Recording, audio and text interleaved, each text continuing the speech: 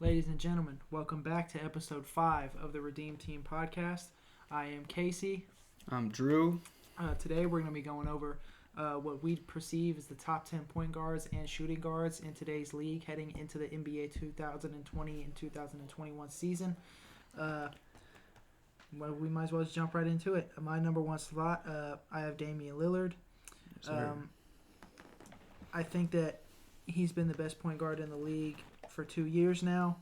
And that's when we get into the differences of these players, it's not like the differences between like 1 and 2 or 11 and 12 are substantially different. Like it's splitting hairs when we're considering who's greater. Yeah, the NBA is definitely a guards league now. Yeah. I think that there's just so much talent at that position. Yeah, because that's what it's transcended to is shooting and layups and passing. But yeah, I do have Damian Lillard number 1. At 2, I have Steph Curry, with the potential to regain number 1 just because he's Steph. You can't count that out. And I'm sure he'd still be number 1 if he didn't have that hand injury going into the year. Yeah. I think because everyone loves Steph. Like, even without him playing, people are like, Steph's still better. But, like, keep in mind, we're basing this off of last season and going into this season, so it's kind of harder to put him at number 1. Yeah. But, yeah, I have him at 2 also. At number 3, I have Kyrie Irving. I think that's the consensus top 3, though, for point guards is Dame, Steph, and Kyrie. Yeah. Whatever order you have that, I can't really dispute that. But if you have if Ja Morant's in your top 3, and it's not, and Dame, Steph, and Kyrie are missing out of your top 3, I kind of have to question your validity of a basketball opinion. Yeah. At number 4, I have Ben Simmons. Okay. Not the traditional point guard, obviously, but that's the position he runs. We can get into the nitty-gritty about placement later, but I just think that Ben Simmons provides a lot for the Sixers, and a lot of the reason he's so high up here for me personally is his defense. Yeah, and just the fact that he can do literally everything except for shoot. Yeah. Yeah, I have Chris Paul above Ben Simmons, but that's just like the leadership role he has. Yeah. Because I feel like when he went to the Thunder, he just like turned him around like right away. Yeah. And Ben Simmons hasn't really. They've been a very underachieving team so far, so it's kind of harder to put him above Chris Paul, even though he's so old. Yeah. But they're just interchangeable for me. Chris Paul 4, Ben Simmons 5 on my list. At number 5, I have Trae Young. Okay. Trae Young going into this season, I think, makes a huge leap, efficiently and offensively. Trae is really special because he's so young. It's his second year in, and he almost had 30 and 10. That's insane. That's unheard of. And now adding new pieces, Bogdanovich, Chris Dunn, Danilo Gallinari, still having John Collins, he'll have a healthy Clint Capella. That team's only getting better. His scoring may drop a bit, but I think that he averages at least double-digit assists this season. And that also having that multitude of options takes a hit, obviously for him scoring wise, but he'll still be easily a 25 a game guy though. But it helps him on the efficient side of things because in Atlanta, prior to them signing all these people, he has to take numerous amounts of these difficult shots in order for them to even be in a game. Like earlier last season, there was a game Trae had like 50 against Miami. But the shots he was taking and making were just like absurd. Like it was, and like we've stated before, when Trae Young's not on the floor for Atlanta, they're putrid in just about every category. Yeah, I agree. At number 6, I have Jamal Murray. I have Jamal Murray so high because I think that he's going to make the jump. My basis of Jamal Murray being this high isn't that he is necessarily a better point guard, but I think that it's the jump that he makes. Last year, he only averaged 18, 4, and 5. But I think that he carries that confidence into this season from what he did in the bubble, knowing now that those dudes can barely check him. At number 7, I have John Morant as another guy who I believe takes another jump. I think. Is Russell Westbrook even in your top 10? Yeah, Russell Westbrook's sitting at number 10. Okay. Sorry, Russ fans. Yeah. Look, and it's no hate on Russell Westbrook. It's just he's impossible to win with. And that has to be taken into account. If this was a talent list, Russell's in the top 4 easily. No. But it's not. It's a point guard list. But yeah, I have Ja at number 7. I just think he's another one of those guys he figured out the NBA really young, and that only leads to a further jump. We saw what it did for Luka and Trey, and I think Ja has that capability. At 8, I have Chris Paul. I have Chris Paul so high but so low because of what he did last season with my Thunder. And he's just old at this point. Yeah, but I think he's going to be 35, 36 going into this season. Yeah, something like that. And that's a tough age to play, especially with the Suns, who are typically a run-and-gun team. Mm-hmm. But if there's anybody that can do it, it is Chris Paul. I have Kyle Lowry at 9. Yes, I do have Kyle Lowry in front of Russell Westbrook. It's just the playability. Like, Kyle, he stays within his lane. He doesn't go out of his way and do shit that he is not supposed to be doing. Like, the reason Russell, and I'll get into it, is at 10 is because this is what made him so great, but his stubbornness to not change his game and just that alpha about him. Yeah, for sure.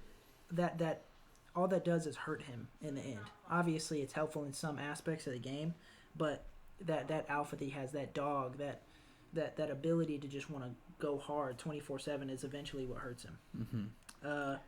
At number 11, I have D'Angelo Russell. I like D'Angelo a lot. I think D'Angelo makes a significant jump this season as well because now he's used to the system in Minnesota. Mm-hmm. I think in Minnesota last year he was only even able to play like 15 or 20 games. And also them drafting Anthony Edwards takes offensive pressure off him. Mm-hmm. And whenever these stars get this offensive pressure load, just when the relief is taken off them, the offense tends to flourish a lot better. At number 12, I have Kemba Walker. I'm not the biggest Kemba fan, but that's not why he's number 12 on my list. I have him much higher on mine. Yeah, I like Kemba, and if this was a who's hardest to guard list, he'd be up there. But I think that his weaknesses were highlighted in the playoffs. He can't guard anybody. His shot wasn't dropping. In the playoffs, his mid-range was actually one of the most efficient, like, in the whole bubble. Yeah, but unfortunately, I think in the whole of the playoffs, he was only averaging, like, 15 a game. Mm-hmm. If Kemba just... I mean, and I know I've said to not stray away from the midi, but you can't just strictly base your entire offensive game on the midi. Kemba's not the most overwhelmingly great passer. Mm-mm. He obviously can't defend anybody. He's not a rebound. He can't rebound. He's too small to do all that stuff. And those are just physical limitations. Mm-hmm. It's not like it's his fault. Like he's still a great player. It'd be his fault if he was like Russell size, but Kemba Walker's 6 foot and 7-inch heels. So, I mean, he's a great scorer, and he's a great teammate. But he just really doesn't provide much for you outside of scoring and being like the glue guy on the bench. At number 13, I have De'Aaron Fox. Okay. Supermax at number 13 at his position. That's ridiculous. And I think that just speaks to how competitive the guard position is, even at the 1. Because these guys ahead of him all deserve that kind of contract. I agree. Except maybe like Chris Paul and like Russell, all the older guys, because they're older. Yeah, like Kyle Lowry probably wouldn't. But like prime version of these guys, they all deserve De'Aaron Fox money. I like De'Aaron. For some reason, his sophomore season he shot 37% from 3, but this season he shot only 29%, which scares me. They probably asked him to do more offensively though, because their team is just not going in the right direction. And I checked Basketball Reference, and the 37% that he was shooting, he was like making 1.5 and taking 3.5. He was making 1 and taking 4. So I mean, it's not like the difference is that's massive, not a big difference. But that still adds up in terms of like points that you're scoring. There's really not much else to say outside of him being number 13. At 14, I have Malcolm Brogdon. He definitely underachieved with the Pacers. Yeah. Like when he was on the Bucks, he was 50, 40, 90 club. They thought they were getting their future point guard, but he just didn't do what they expected him to once he got there. I think the Bucks letting go of Malcolm Brogdon was a fuck up. Because he's exactly what they would need right now. Just an efficient guy and a good defender. And like you said, he's underachieved a bit with the Pacers. This past season, he averaged 17, 5, and 7, which is like... That's still good. It's solid numbers, but I would expect a little bit more out of a starting point guard. I know Malcolm's not one of these guys that is overtly great in one thing. He's just kind of good at all things. Just really good overall, like an all-around player. The allocation of his skill is spread out instead of directed. Yeah. And lastly, he makes right plays, too. Yeah, he does. And lastly, I have Spencer Dinwiddie. I like Spencer, but he's Kemba-esque. He's really... I mean, he's a great scorer. But outside of scoring, I mean, he averaged last season 7 assists a game, but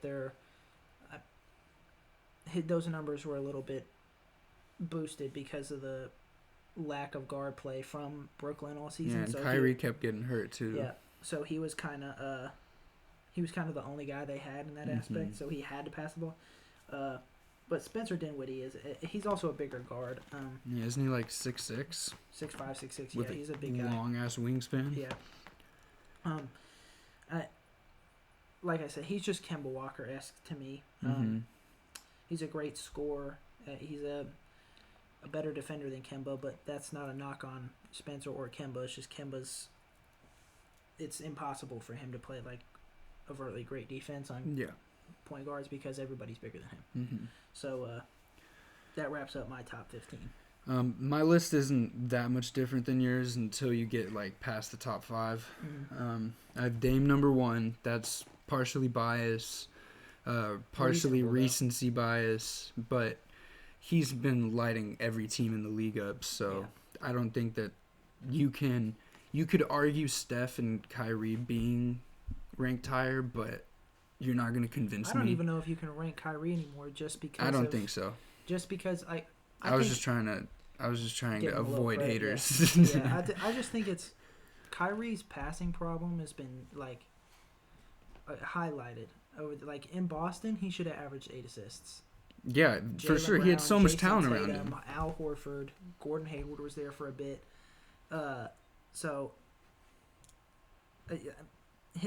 Kyrie's lack of being a overtly great passer is what hurts him. I also think his leadership too. But he's still great though, which is crazy. Like you don't really see that leadership. Yeah, him and problem on the Kawhi court are the same in that aspect, like leadership wise. Yeah, like they're not gonna go out of their way to like make their teammates better. They're just gonna show up, be the best player on the court, and then go home. Yeah, and they expect others to follow suit. Yeah. So I have Steph 2, Kyrie 3. Steph can very easily take over that number 1 spot if he plays to his abilities this year. I'm not going to take that away from him, especially with the fact that Klay's gone. Like he's going to be in most of that offense now. I have Chris Paul 4 and Ben Simmons 5. We talked about that a little bit earlier. I think the fact that Chris Paul came into OKC and made them a top 5 seed when they had like virtually nobody, like given Shea developed. The 2% chance to make the playoffs. Yeah, exactly. And I like Shea's turning into a star, but I feel like Chris Paul is the sole reason they made it. He was the catalyst to that team. He was definitely the Superman.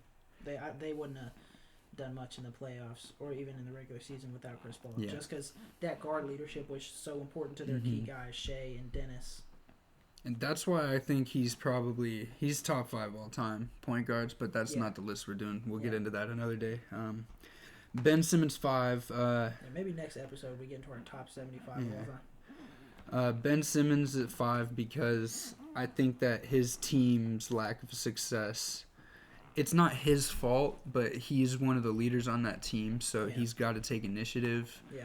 Like Jimmy Butler came in and tried to push guys. I don't see Ben Simmons doing that, given I don't know what's going on in that locker room, but I don't see him being that type of person. Yeah, I mean, and in the narrative that Ben Simmons and Joel Embiid can't play together, I think is a bit overblown. Yeah, I agree. It was proven that they could play together 2 years ago. Yeah, they literally went to a Game 7 in the conference finals. Yes, they had Jimmy Butler and J.J. Redick, but they also regained a shooter in Seth Curry this offseason.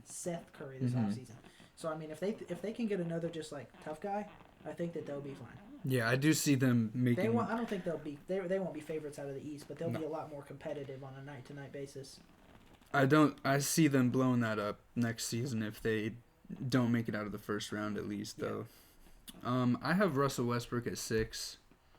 I completely brain farted and didn't put Jamal Murray in my list, so honestly, I'm going to put Jamal Murray at 6. He's kind of like a tweener, though, so, I mean, it's like... Yeah, but just seeing him in the bubble, he deserves it. So I'm gonna put Jamal Murray at 6, expecting he continues that hot streak he was on. I don't expect the percentages to be there, but he was still making defenses look ridiculous. So he's on a young upcoming team. I see them taking over the West eventually, given they keep that core together. So I'm gonna put Jamal Murray 6, Russell Westbrook 7.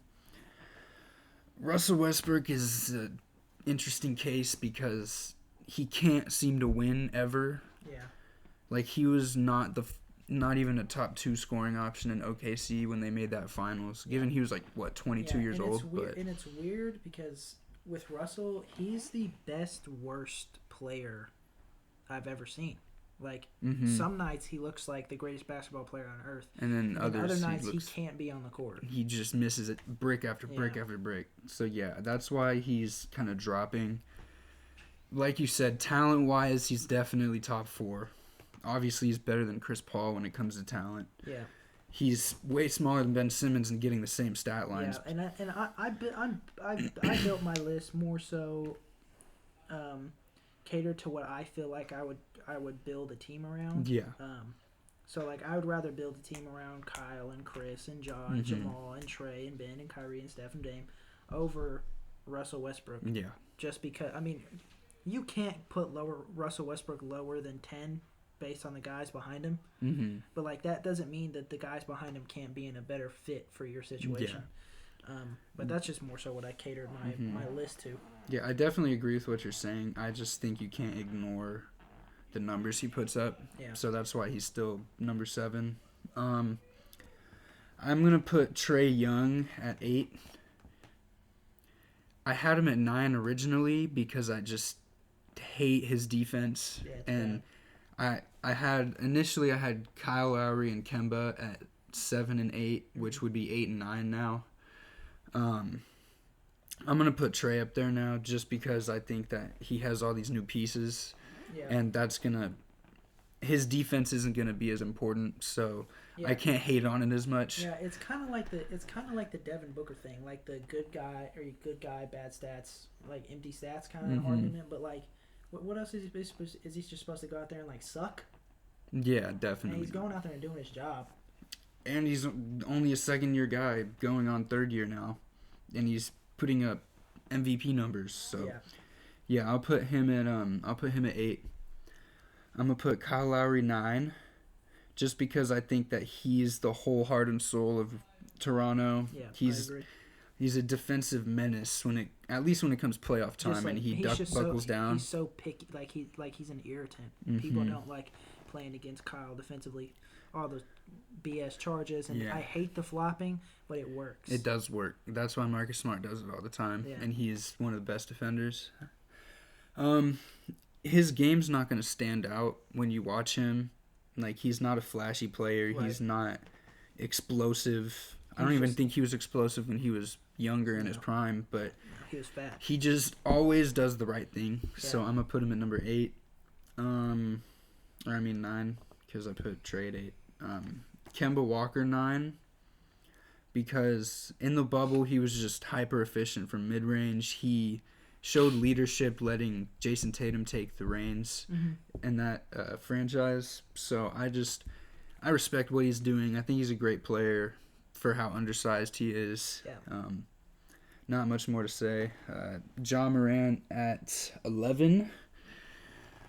He would be higher on this list if he had a couple more years under him, but it's hard to ignore that he almost made the playoffs with a team that hadn't made it in at least 4 or 5 years, I think. Yeah. And that he was the sole reason. Like, he did that on his own. He's ridiculous athlete. Like, the things I see him do I've never seen, and there's plenty of players that you would think can do that, but like, he'll go up for a dunk, his head's at the rim, realize, oh, I can't make this, and then just throw a pass to the other side of the court. It's ridiculous. So yeah, he's gonna be at 11. I didn't make a top 15, but going off what you said, I'm probably gonna put like D'Angelo Russell. I'm gonna just stop there at D'Angelo Russell. Yeah, I mean, because after the top like 11, it's kind of like a pick 'em. I feel like. So the reason I have Dame number 1, I think that Dame. Yeah, I try to take everything as contextual as possible. Like when people say all rings are the same, like that's just not true. No, that's not true at all. Like.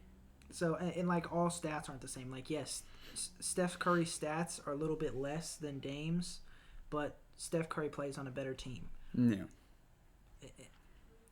Steph's the best shooter of all time. I can't really dispute that, but I do think Damian Lillard's a better passer. More athletic. I do think he's a better defender, even though both of them don't really play that much defense. You've seen improvement in both of them over the years, though. Yeah. The thing, though, with Steph is like Steph tries really hard, but he just can't. Yeah, like his on-ball defense is atrocious, but like his hustle off-ball is what makes him decent at defending. And honestly, I think Damian Lillard's a better overall scorer. Dame, I know, is more efficient when he gets to the rim. He's obviously not the shooter that Dame is, or that Steph is. No. Nobody is. And I think that his passing ability also helps him become a better scorer. But like we stated before, it's 1 and 2 are interchangeable. Or it's a 1A, 1B thing. It kind of annoys me whenever I see people say, like, oh, Dame's only shooting these deep threes because of Steph. Like, Steph changed the game. That's the reason Dame's doing this. Like, bro, he's been doing that since his rookie year. Like, 2012, before any of y'all freaking bandwagons even knew who Steph Curry was, he was still shooting 35-footers. So, like, just stop this narrative of Steph started all this. Like, yes, he did change the game. He did make it a three-point shooting league, but there's still players that want to work on that shot on their own. It's not because they see him succeeding at it. Yeah. Kyrie, I have number 3 just because he literally can't be 1A or 1B. Yeah. Because of his lack of passing ability and just like it seems like just some games. In my opinion, just his ignorance, bro. Like some games, he just seems like so detached. Like if things aren't going his way. I have Ben Simmons at 4, Trae Young at 5. I have Ben over Trae because of the defense. Because I think Ben is a great passer. I think Trae is a better passer. But what Trae does on offense and what Ben does on defense, I think Ben's defensive capabilities just carry more because of Trae's lack of ability on defense. At number 6, I have Jamal Murray. This is strictly just based off my prediction of a jump. I just think that he's going to hit a different gear next season. John Morant over Chris Paul because I think John Morant's young, and I don't think that Chris Paul's stats are just going to jump through the roof when he gets to Phoenix. And one's increasing and one's declining, so I can see it. I have Kyle Lowry over Westbrook strictly because of playability. I would much rather build a system cater to Kyle Lowry than Russell Westbrook because it's much easier. Russell Westbrook at number 10 because he's one of the most talented basketball players of all time. Obviously, the triple-doubles, the hustle, the heart, the dog, the shit talk, all of it. Yeah. That is Russell Westbrook. But like we stated, that alpha in him just will literally not allow him to believe that he's wrong in the way that he plays basketball, which ends up hurting him. I have D'Lo over Kemba Walker. I just think D'Lo's basically a better Kemba Walker. He's bigger, passes better. Not much out of that. De'Aaron Fox, I just think it's just because he's young. He's coming. His skill is rising. Malcolm Brogdon at 14. He's like the Ryan Tannehill Facts of though. like basketball. You love those Tannehill references, bro. Because it's so easy. Because like Yeah. Malcolm goes in, he does a job. He game manages. He doesn't go out of his lane. And that's how he so easily got 50, 40, 90. Because it's not like he was shooting it 30 times a game. 50, 40, 90. In basketball, it was the 50, 40, 90 wasn't like, and he's taking 20 shots a game, and taking 7 threes. It's just a low tier 50, 40, 90, but it's still 50, 40, 90 very though. impressive nonetheless. And Spencer Dinwiddie 15, just because he's better than any other point guard that was possible. Yeah, and he's I didn't I pick him to win 6th Man of the Year? Yes. Yeah, I can definitely see that happening now that Kyrie and KD are both actually healthy. Yeah. So that wraps up the top 15 point guards. If we missed your favorite point guard, I'm sorry.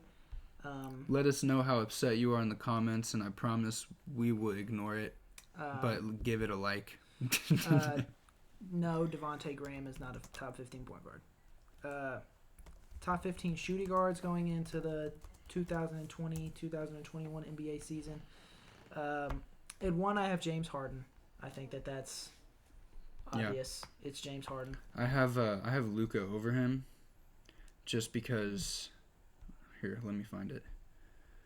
I don't even have Luka in my shooting guards list. I just look at him more as like a small forward that plays point guard. Isn't he on the roster as a shooting guard though? If I'm not mistaken, I don't know. Luka's on the roster as a 1 through 5. Yeah. But anyways, continue on your list. It's kind of impossible at this point to not say James Harden's the best. It's been impossible for the past 4 seasons. Former MVP. He averaged 34 a game last season, 36 the year prior. He's definitely one of the greatest scorers ever. Like you can't take that away from him. I think he is the greatest scorer ever. But that's a different conversation for a different day. Yeah. At 2, I have Devin Booker. I think Devin Booker is so talented, and I believe last year he was like top 3. He had like one of the top 3 shooting guard seasons of all time in terms of like efficiency plus the productivity. Yeah. That's why I have him over Bradley Beal at 3. Even though he averaged 30, that 30 that he was putting up, a lot of it was because Washington does not have that second option. No, they don't even have a second and a half option. At 4, I have Donovan Mitchell. Okay. Donovan Mitchell reminds me a lot of young Dwayne Wade with a little bit more of a jumper. Young Dwayne Wade didn't shoot the ball much. I wouldn't say he had that much bounce either. Given Dwayne Wade could throw it on someone, that Verjao dunk is nasty, but like, I don't know, Donovan Mitchell jumping is just special. Like, he has bunnies, bro. I think young D Wade may have more bounce, but that's just because the way Donovan Mitchell's bounce looks, it looks like he does not get up to me. I don't know what it is. Like, he'll be like 360 between the legs, honey dip, and it's like, dude, you got an inch off the ground. Yeah. I don't know why it visually looks like that to me. At 5, I have Shai Gilgeous-Alexander. That is not Thunder bias. I think Shai is extremely talented, and he's a two-way guy. He plays very good defense. He plays very good offense. He's very efficient offensively. He doesn't foul a lot on defense. Very sound. At number 6, I have another one of my favorite basketball players, Drew Holiday. I think pound for pound, Drew Holiday is the best defender on planet Earth. I don't think there's anybody that could just give it to Drew Holiday. He's the only player I've seen completely take away Dame's offense too. You talk to Dame, you talk to KD, you talk to Steph. They're all like, look, keep Drew Holiday away from me. Yeah. I mean, obviously they want the challenge, I'm sure. But, like, Drew Holiday's not, like, the guy they pick in the litter, and they're like, I want him guarding me. No, they're picking Matthew Dellavedova for that. Yeah, for sure. At 7, I have CJ McCollum. I like CJ. It's just his game, to me, is very... it's limited. It's not only limited, it's just like, it just feels like it was bred for 90s basketball because of how often he uses middies. Yeah, he loves that free throw floater, bro. And he's not the best playmaker. At number 8, I have Victor Oladipo. I think Victor Oladipo is really talented. Obviously, his injury hurt him this past season. Yeah. But he's another. Indiana gave him what they gave him for a reason. At number 9, I have Buddy Hield. I can't continue to allow people to not mention Buddy Hield in this manner because Buddy Hield consistently for the past 3 years has averaged 20 and shot about 40% from 3, and he's a good perimeter defender. Sacramento limited him a lot, which is very frustrating, I'm sure, for him. But nonetheless, he's still very talented. At 10, I have Zach LaVine. I was not on the bandwagon with him making the All-Star game. No, me neither. I mean, people get into the argument about meaningless stats, yada, yada, yada. Trae Young was in the All-Star game. Why isn't Zach LaVine?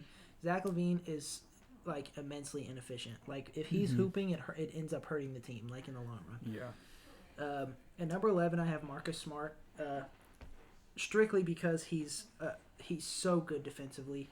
And also, he might be the best playmaker on that team, just passing-wise. Yeah, I couldn't argue that. Jason Tatum, I'm sure, will end up developing into that. You saw flashes of that in the bubble. Yeah, but he's not even a primary ball handler, so it doesn't shock me. Yeah. At number 12, I have Karis LeVert. He's young. He's a dog. He scores with ease. He bullies people too. Like he just pushes you in the paint and then just does a little bank shot. He's got a weird strength about him, even though he's not very stocky. Yeah. At 13, I have Fred VanVleet. I categorized him as a shooting guard because that's where most of his minutes were. And you're not playing point guard with Kyle Lowry. Yeah. Fred is another one of those guys I just like a lot. He goes out there, he works hard, he does his job. Averaged 18 a game, 4 rebounds, 7 assists, shot 39% from 3. Not to mention, he's a dog. He plays great defense. Just another one of those guys you could just plug in, and it's just like he kind of works everywhere, I feel like. At 14, I have Duncan Robinson. Okay. For people who... You're putting Duncan over Tyler Hero? Oh, yeah, for sure. Especially really? Right now, because Duncan's easily the better shooter. Yeah, but that's like all he does. Like he took probably 5 shots inside the 3-point line the whole season. He's strictly a 3-point shooter.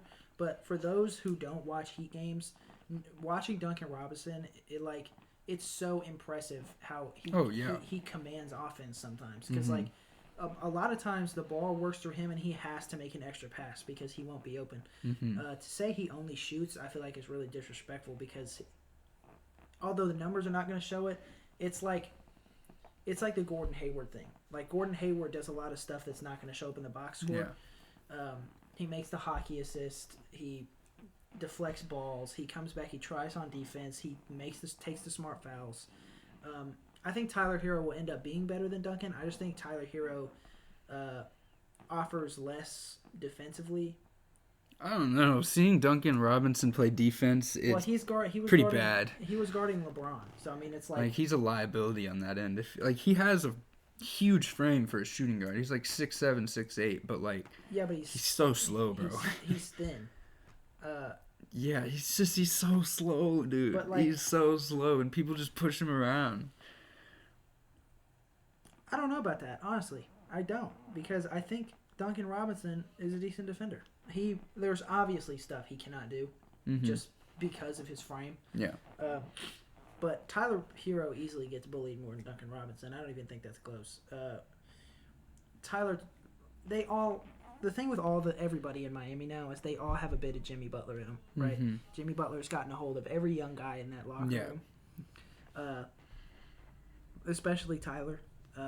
But I think that Tyler being so and Duncan's a little bit older than Tyler. Duncan played, I think, 4 years at Michigan. I can't remember, but I know he played at Michigan. I'm pretty sure he was like a 26-year-old rookie. Yeah, he was. Yeah, because he had the G League. He went through the G League process.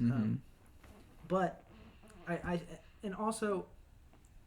think Tyler has the potential to break into this list by the end of the season, just depending on how far he goes as a playmaker. Yeah. But Duncan Robinson had been doing this all season. Duncan Robinson shot 45% from 3. Well, bro, some of his game slates, it was 7 of 9 shooting, 7 of 9 threes. Yeah. It's absurd. You don't even see Steph Curry, JJ Redick in any of the people we thought were like 3-point specialists. Yeah. You don't see them putting up those stat lines. Yeah. It's insane. And like his lower stats in terms of like rebounds and assists don't really tell the true story as to how good he is offensively. He like there's just it's the Gordon Hayward thing. He just does a lot of stuff right that won't show up in the box score. And lastly, I have Josh Richardson. Okay. I think Josh Richardson got forgot about in Philly because of Tobias Harris and Ben Simmons and Al Horford. Well, even Tobias Harris got kind of off the radar from just how many pieces they had. The only reason he was even in conversations was because of that insane contract he has. Yeah. But I do think Josh Richardson got forgot about last year in Miami. Not last year, bubble year, but last year, prior to last year. He was solid in Miami. He averaged like 17 a game, and he's a really good perimeter defender. I just think that amongst Ben and Joel and Al Horford, Tobias Harris, and all the clusterfuck of people over there in Philly, he got forgot about. And I think that him and Dallas, looking back over that, I think that was a pretty equal trade. Initially, I didn't like it because I thought Seth was so solid. But Seth really doesn't give you much on the defensive side of the ball. And Josh Richardson's a great defender. Josh Richardson holds it down on the perimeter defensive. You can even throw him in a small forward, and he'll hold his own. Yeah. So. Yeah, there was a game. There was a game against the Blazers in the bubble, and Ben Simmons was out. I think. I don't remember if Embiid was out too, but I know that Josh Richardson dropped like 36 because they were so hurt, and like he finally got the ability or the chance to like take over the offense. And the thing is, he has that capability. If he's a decent shooter, he can get to the cup, consistent at the free throw line, good perimeter defense, good passer, decent rebounder. He just, I hate to keep beating a dead horse. In Philly, it's so easy to like look over that guy because his stats aren't impressive. He averaged 14, 3 and 3. But I bet you in Dallas, he gets that up to 18 again, like it was in Miami. I think so too, especially taking Steph Curry's place. So like I said earlier, I only made top 10s, so I'm gonna try to throw in some extra guys, but that's my fault. I had Luka Doncic at 1. I consider him a shooting guard, and James Harden will get you more buckets, but I just think he needs the ball too much. Yeah. And he's not, like, he's had triple doubles and he's had games where he'll have like 15 assists, but like Luka's passing ability is just god tier to me. It's insane. Like and it's been in my top 10 players list heading into this season, which we'll do an episode on later. Spoiler alert: I have Luka over James, not because I think Luka's just overtly better. I just think that. It's statistically proven if you play with Luka, you become a tremendously better three-point shooter. Yeah, like, didn't you mention a stat? Like, I don't remember if it was in an episode or we were just talking, but didn't you say, like, he makes every single player on the floor a three-point shooter? Yeah. And, like, that's why their offensive efficiency was just through the roof. Yeah, they had the most efficient offense of all time. And that's because of him. So since I consider him a shooting guard, I'm going to put him over James Harden. James Harden, too, obviously, because he's a generational scorer. You cannot stop him. Like, if you try, it's just free throws. Like, if you watch him drive to the bucket, he'll be going like 2 miles an hour, like turtle speed, but his shoulders are just so ginormous that he just gets the foul. There's only 2 people I've ever seen have effect on James Harden, and that's Lou Dort and Drew Holiday. They're like the only people that I've ever seen make James offensively look not above average. Yeah, like he's still like. What's crazy is even against them, we're holding James to such a high standard that we're saying he played bad offensively. But like, if any other player got those numbers, we'd be like, oh, that was a good game for them. Yeah, but for like, sure. James is going in and getting 36 a game. Yeah, and we expect him to drop at least 30. When he's held to like 16, 17 points, we're like, oh, what an off game. That's kind of how the standard is for most superstars now, though, because they just all can score the ball. Yeah, we're so accustomed to their greatness that when things don't go their way sometimes, which is bound to happen, that everything can't go somebody's way, we're way too harsh about it. Yeah, like, I always bring up Dame, but he dropped like 13 points this season, and I was like, are you serious, bro? Like, are you kidding me right now? You only had 13, and it's like, if any guy on the bench had that, I'd be like, good for you, man. Good job. And it's crazy because what I try to do is I try to, like, relate it to myself sometimes. Like, if I'm playing, like, pickup ball and I have, like, 7 points, I'm like, damn, I played a good game. Yeah. But if I have, like, 2 points...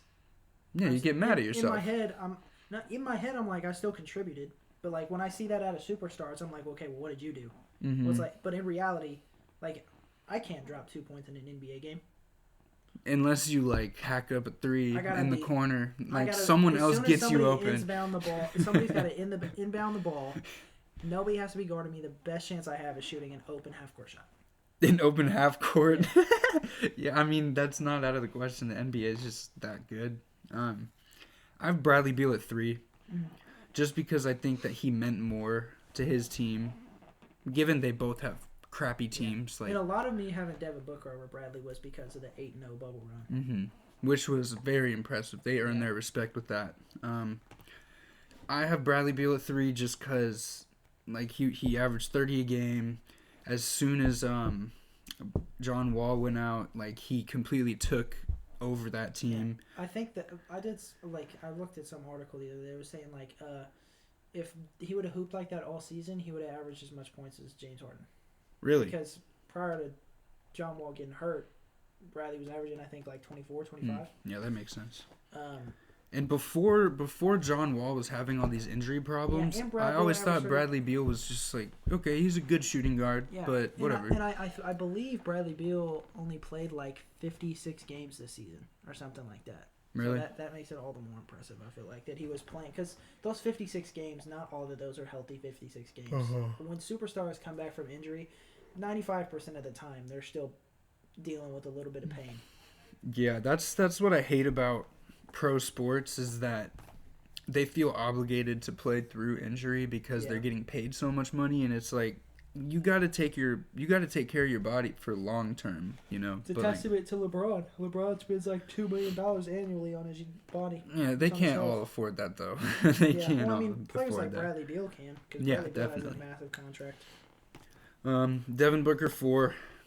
They're easily interchangeable. They both have similar scoring abilities.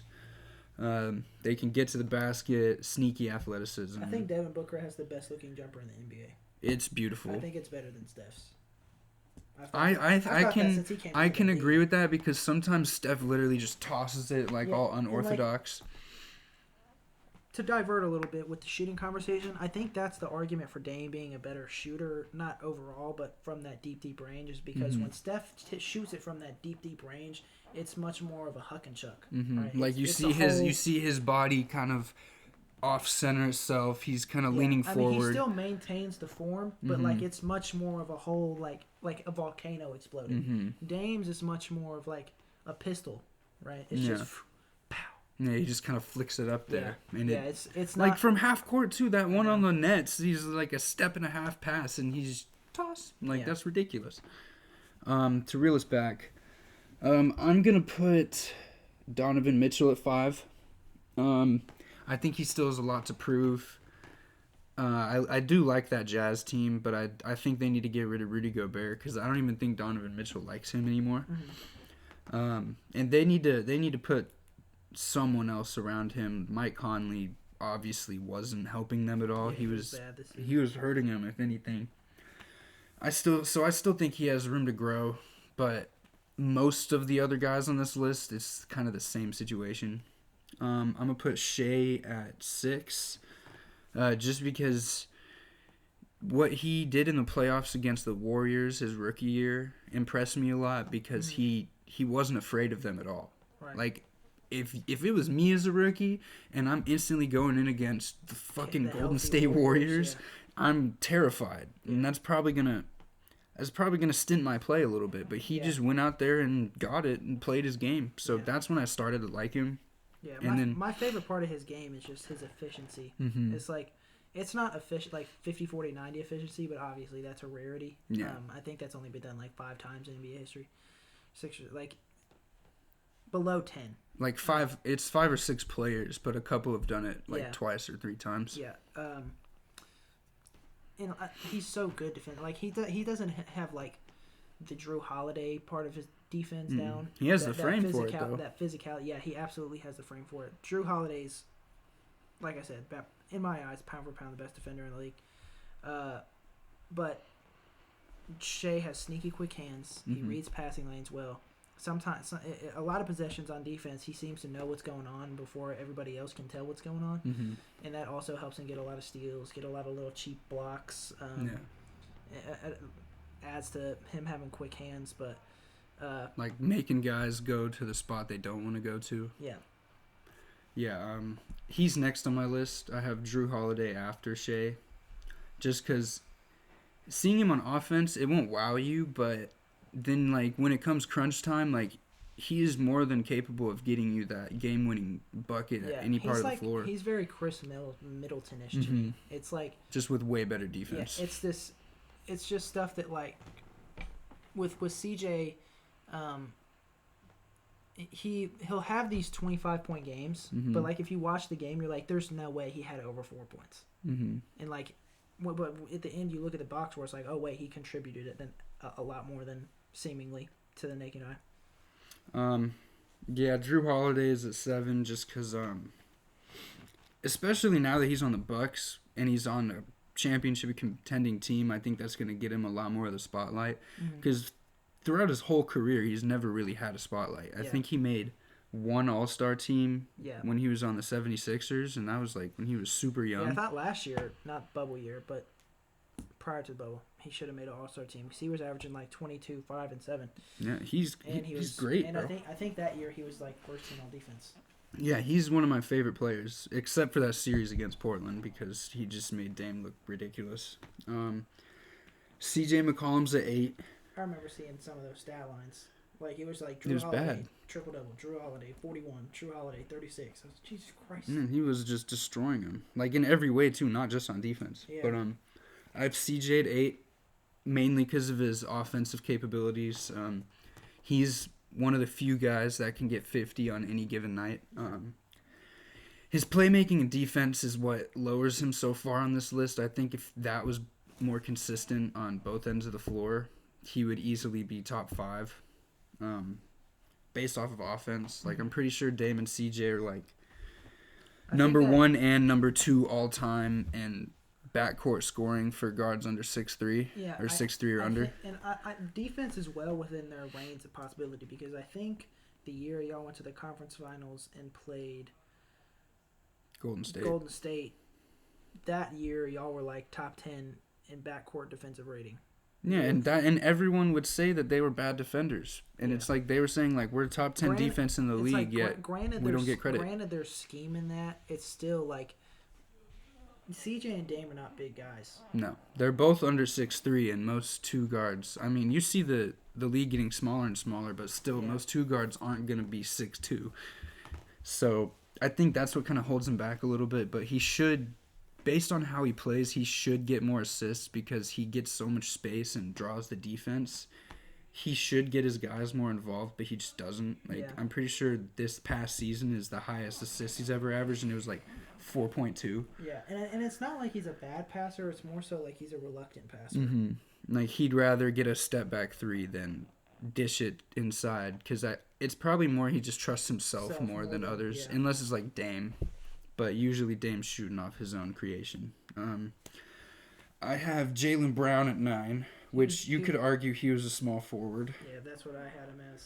Yeah, just because that's a lot of his minutes, a lot of Boston's play was Kemba, Marcus Smart, then Jaylen at the 3. But he's another one of those tweeners. Yeah, there's a lot of players now that you'll see one game they're a power forward, you'll see a game where they're a shooting guard. It's just all over the place, but I put him as a shooting guard just because whenever I see him play his best is when they put him in at shooting guard. Yeah. And he could have easily been an all-star this year if they started him at shooting guard. Yeah. So, and I just think, I don't know how old he is now, but I know that everyone on the Celtics is super young except for Kemba Walker. So he's probably just going to get better. He's just going to polish his game more. Yeah. So I got him at 9. I think the Celtics have a brighter future getting rid of Gordon Hayward.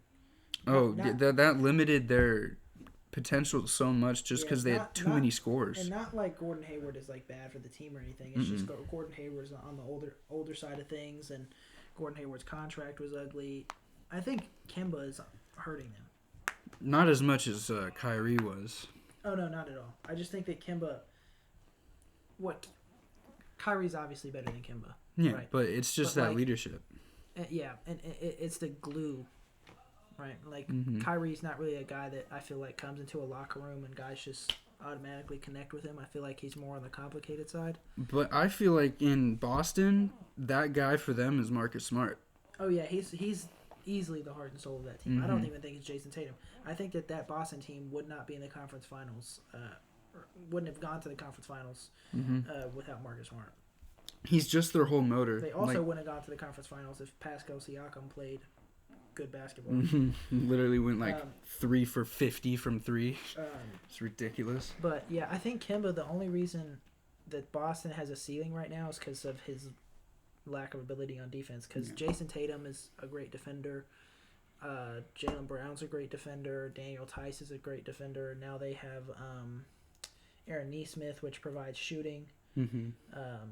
He can play that role that Gordon Hayward can play without needing the ball in his hands. Yeah, they put him in the corner. They picked up Tristan Thompson, which was one of my, looking at it introspectively now, is one of my favorite signings. Because Boston has not had somebody who can just go in there, rebound the ball, boards, and give an outlet pass. But, yeah. So I'm sure in our next episode you'll probably mention Jaylen Brown somewhere. Yeah. I got Karis LeVert at 10. He could easily be lower or higher. I don't remember. Where did you have him on your list?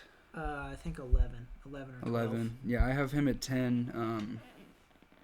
Just because he's so good offensively. He never forces a shot he doesn't think he can make. Yeah. And, like, in that game against Boston, that overtime game where he dropped, like, 51 or whatever, he would go to the same exact spot every single time, and they just could not stop it. Yeah. And I love players like that because it's like, I know where I'm going to shoot it, and I know you can't stop it. That's probably my favorite part about Karis' game is just him getting to his spots and then hitting those jumpers. Because what a lot of great defenders talk about, the way that they defend is keeping a guy out of his spot. So for Karis to consistently get to that spot, I think is a testament to how talented he is offensively. And if he didn't go down with that injury, I think he probably would have. Was that this year or was that last year? It was towards the beginning of the season, so I can't remember how long ago it was. I think it may have been last year. Well, if it was, I can't remember though. If it was last year, he was averaging 20 points a game before he got hurt. Like, he probably would have been most improved player in my opinion. I think that causes a lot of issues for Brooklyn now. Having two guys on your bench that can just put up 30 anytime. I see Karis starting though at the 2 guard. Karis and Spencer. Because I feel like their starting lineup would be Kyrie at 1, Karis at 2, Joe Harris, KD at 4, and then Jared Allen, unless DeAndre Jordan is healthy, which he never is now. But I feel like I'm missing somebody that's their starting 2 guard. Let's find out. Brooklyn Nets roster. Well, yeah, I really like his game. I think he could expand his. They have Jamal Crawford. What the fuck? He's so old though. I know. They have Michael Beasley too. Okay. That's solely because of KD, bro. KD brought him there because they're best friends. Landry Shamet started the 2. You think he would start over Karis? Yeah, I think Karis. Not that Landry Shamet's better than Karis. Karis will bring a better spark off the bench, though. Yeah, I just think Landry Shamet's one of those guys because like if you have Kyrie, Karis, and KD on the court at the same time, that's a lot of guys that really scoring. Need the ball. That's 99% of an offense. Yeah, I think Landry is a guy who could just sit in the corner, shoot, and play defense. If you were Landry Shamet's rookie season, he led the league in 3-point percentage. He did, I'm pretty sure. Yeah. It was like him and Seth Curry up there. Yeah. If you're going just off of talent, obviously Karis would start. Right. But I think if they want to win a ring, he's exactly what you need off the bench. Yeah. But given they keep Spencer Dinwiddie, because I see that being a potential trade piece for James Harden if they're still trying to go after that. But anyways, I got Victor Oladipo at 11. He could be higher on this list if he wasn't so injury ridden. He's starting to flourish as an all-star in Indiana, and he can do everything. Like, he's not an amazing defender, but he's gonna hold his own. He's a decent shooter. He's kind of like Malcolm Brogdon, but a little flashier. Yeah. If he can stay healthy and stay on the floor, I see them easily making the playoffs. Yeah. It's hard to discount, even if he stays. It's hard to discount Indiana because they always seem to be like a team that just kind of like is there. You know? Yeah, but I think that was partially because of Nate McMillan, and I'm pretty sure they fired him. Yeah, he's fired. But like, he's just one of those coaches. They fired him, though. Exactly, like he's just one of those coaches that's gonna get you to the playoffs. So I don't see why he was the issue, especially when I didn't even think that firing was warranted. How long was Nate McMillan as the coach of Indiana? Since like 2015? That sounds right. 2014 maybe. Because he was in Portland. Yeah, that's such a short tenure for a coach that got you to the playoffs with people who wouldn't be in the playoffs outside. Yeah, like I understand like the Knicks firing all their guys like halfway through the season because they're not winning games. But like the Pacers are winning, and they're not like it's not like they're borderline playoffs. Like they're getting that 4 or 5 spot every year. And I think that's also a problem with the Knicks is they're like, oh, you can't win us 10 games, okay, fired. Oh, you can't win us 10 games, okay, fired. It's like, okay. Yeah, like give him good players first and then see what happens. Like the Sixers kept Brett Brown until this year. Like it's not all the coach, you know. Like I mean, obviously there's scheming that goes into it and game plan, but like but this isn't Hoosiers, bro. Like you're not gonna walk in with a garbage can and take them to the finals. Right. Like it's not gonna happen. My like kind of just outside of the top 10 guys are probably Marcus Smart, mainly because of his defense, and he's continued to grow offensively and show that he can be a consistent option. Yeah. Buddy Hield probably above him, just because he's so talented offensively, but I feel like anyone that's on the Kings is getting held back, including De'Aaron Fox. Yeah, like I think if he's on other teams, he's going to be talked about a lot more. Like he did get the Supermax, I don't know why this just popped in my head, but DeMarcus Cousins also signed with Detroit. Really? What the fuck are they doing? They're panicking because they got rid of Andre Drummond, I guess. So they're just like center, power forward. What is going on? I think a good trade for them would be Blake Griffin ends up in Washington with Bradley. Yeah. And they give Washington a pick, and John Wall. Maybe like Troy Brown Jr. John Wall goes to Detroit. Yeah, and he could. I feel like he'd be an even better mentor for Killian Hayes. Yeah, I absolutely agree. Just because he's still playing, like he has been hurt, but like I believe he's still somewhat in his prime. Yeah, and knowledge of the game doesn't go away. No. Unless you have like a head trauma problem. And like those guys that are uber athletic, I feel like they need to have better knowledge because they're thinking on the fly like so quickly because they're just taking off down the court. Yeah. So yeah, I would like that if they could pick up another wing guy like Blake has to be. There's no way you can keep him. No, not especially with all that huge front court. There's so many of them, bro. That's bad. My last guy in probably Zach LaVine. I don't think as highly of him as others do. I don't see why people even mention him in All-Star conversation. He's on a terrible team that has no scoring, and he shoots it so many times, bro. Yeah, I get he's fun, but like like he's flashy. He's gonna go dunk it. He can shoot threes, fadeaway threes, hit game winners sometimes, but like he's just not, like you said, efficient, bro. And he just doesn't make good basketball plays. Like he's gonna try to take a fadeaway three instead of he's much more get his guys involved. Score-oriented guard than he is over anything. Like he's not the best playmaker. He can, but he's not the best. I do think he could develop more into a top 10 guy, but like you saw a lot of improvement from Minnesota to Chicago. I thought he was much better, but he's still not. Plus, he's playing like this, and he tore his ACL before. He tore his ACL. And he's still dunking on people, too. I know. Which, like, Derrick Rose isn't doing that anymore. Like, given Derrick Rose isn't 6'5", 6'6", but, like, that's still pretty impressive. Yeah.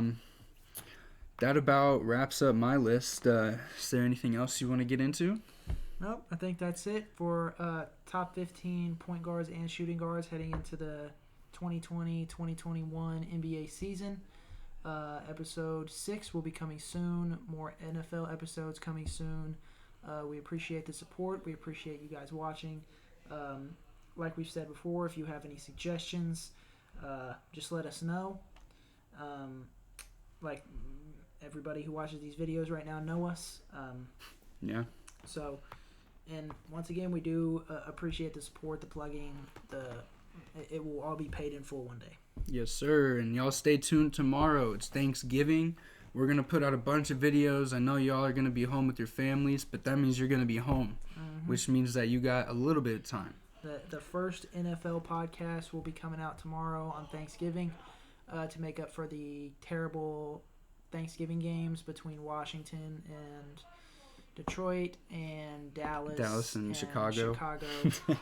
I know y'all don't want to watch those games for an hour, so listen to us talk for an hour. Yeah, and be entertained with something else.